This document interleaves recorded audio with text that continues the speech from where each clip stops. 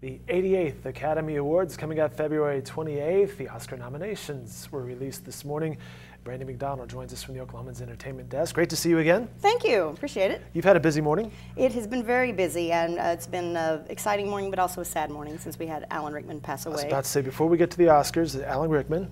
Yeah, and he was never Oscar nominated. I think that surprises a lot of people. He was a Golden Globe winner once, kind of way back.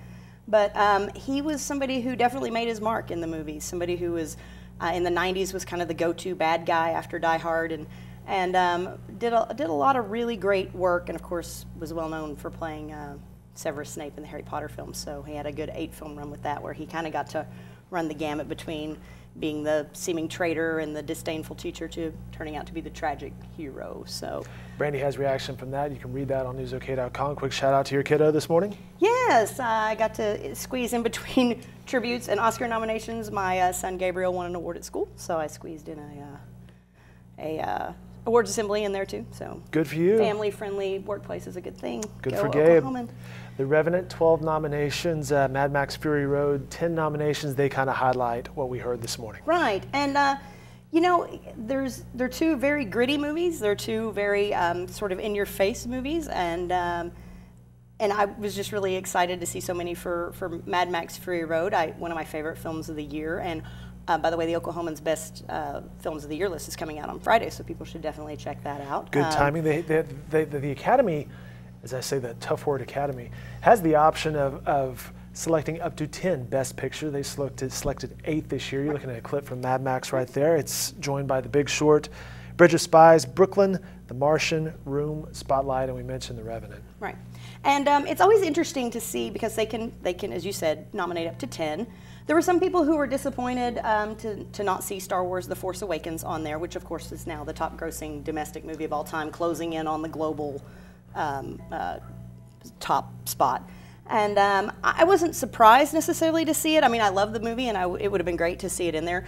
But you know, the Academy, for all of the love that they gave to Mad Max, still kind of holds back a little bit of that love for the big crowd-pleasing sci-fi movies. Although I think we see a little bit of movement on that with The Martian and Mad Max getting so many Those are the two blockbusters that really Yeah. made the final list. Right, Star Wars, by the way, I believe had 5 nominations. Right, mostly technical, although I was personally just thrilled to death to see it in Best Original Score for the legendary John Williams for his latest Star Wars score. And here's some trivia you can throw out there. John Williams is his 50th nomination. I know, but he's not known for anything. I mean, as much as he is, as many great scores as Indiana Jones, Harry Potter, he's not known for anything as much as he's known for Star Wars. So it was great to see that another Star Wars film came out, another nomination for John Williams. That just seemed His right. 50th, you know who has the most? Walt Disney. He has 59. Of course. I don't know if anybody will ever top that record. There were some people who didn't get nominated this morning that were a little bit surprising. Like I said, I wasn't that surprised about Star Wars not getting into Best Picture. There were some people who were disappointed to see that Ridley Scott did not get nominated for Best Director for The Martian. A lot of people expected that for him. And also Steven Spielberg didn't get nominated for Best Director for Bridge of Spies, so that was really disappointing to some people. There were a couple of animated films. Again, we saw that last year with animated feature. They'll sneak in some sort of, some smaller films into that category, whereas blockbusters like the Peanuts movie or Minions or something like that may get left out. But when Marnie was there, which is believed to be the last film out of Studio Ghibli, the legendary animation house out of Japan, it got nominated over something like Minions or the dinosaur movie that Pixar did.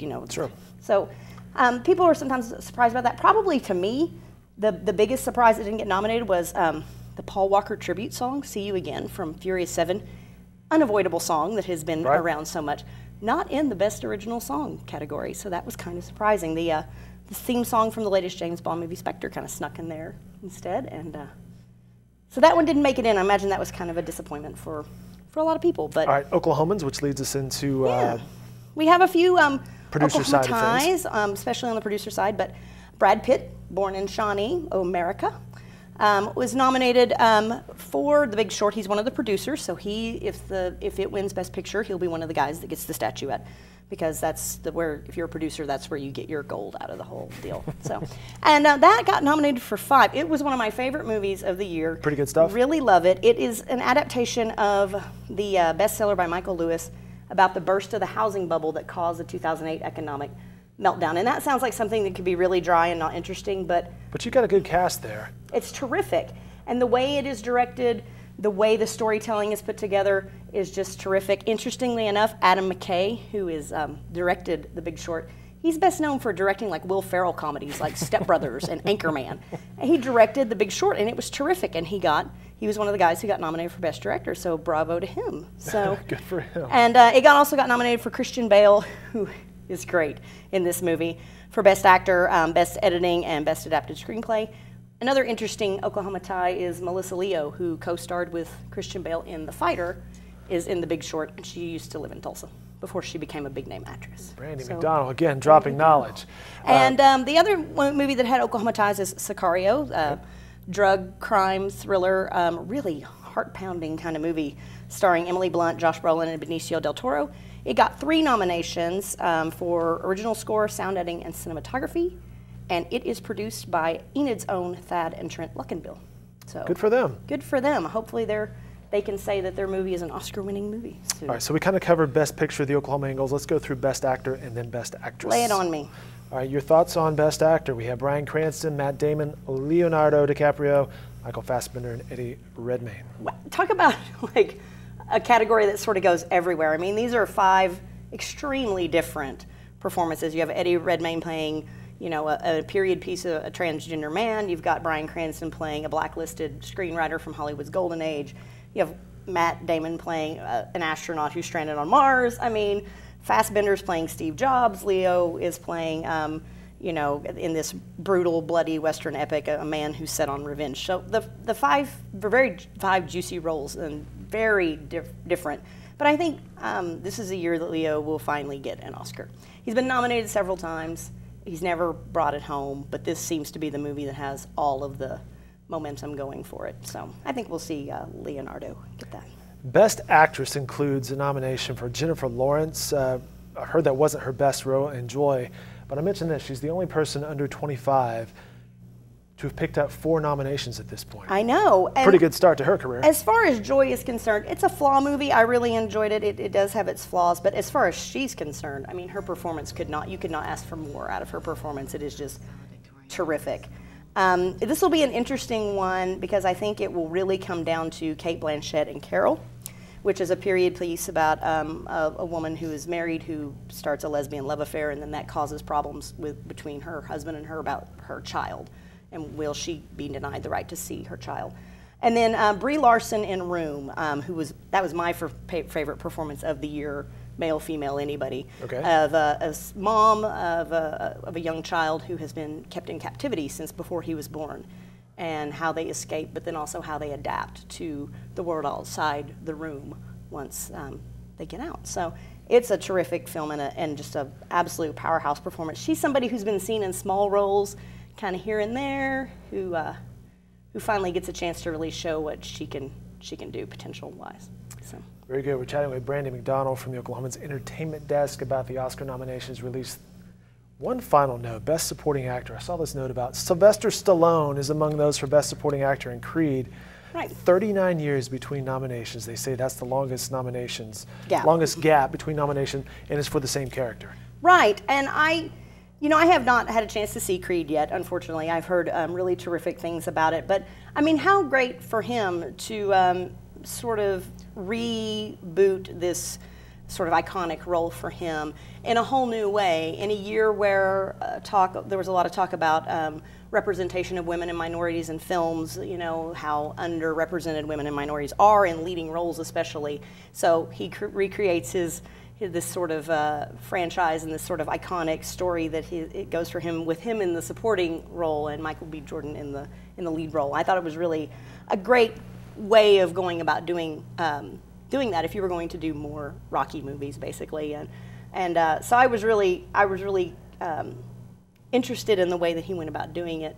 And so it's nice to see him recognized for it. So. And on the broadcast this morning, the webcast, he got about as much applause as anybody. So yeah, I mean, who doesn't love Sylvester Stallone? The Oscars, the Academy Awards are Sunday, February 28th. You will be live, tweeting, blogging, providing some social awareness to the occasion, right? It needs it, I'm sure. Without me, the Oscars would probably fall flat on its face. No, it's going to be broadcast. I think it's broadcast in something like 25 countries. I mean, it's pretty much that, and the Super Bowl are pretty much the biggest televised events that we have. One of those events that still kind of brings people together in the age of cable and the internet and the fractured audience. Everybody kind of still gets together to watch the Oscars. So. Movies is something everyone can relate to. And I think that there's a good long list of movies that have a lot of diversity to them. It goes from blockbusters to really small, intimate films. So there's a lot for everybody. So hopefully people will tune in. Although it was noted that once again, the Academy for the second straight year, among those lead acting and supporting actor roles, it's white. Not a whole lot of diversity there at all. It's very white. It is very, yeah. That is undeniable. One thing that I am glad to see about it, kind of looking on the bright side, is that you did have a little bit of, like, Charlotte Rampling's in there. You do have a little bit of, Oscar and Hollywood are known for ageism as much as anything. So it was nice to see Charlotte Rampling represented. But yes, it would be great. But I think that also does reflect kind of what we're talking about, is that there aren't that many films out there that really have minorities in lead roles. And so that's something that this is just another reason for Hollywood to try and change that. Very good. More coverage from Brandy McDonnell can be found in the Oklahoman and online at newsok.com. Follow her on Twitter and her blog, BAM's blog. Congrats to Gabe. Thank you. Appreciate it very much. Thanks for the knowledge this morning. Oh, appreciate it. Thanks for the time.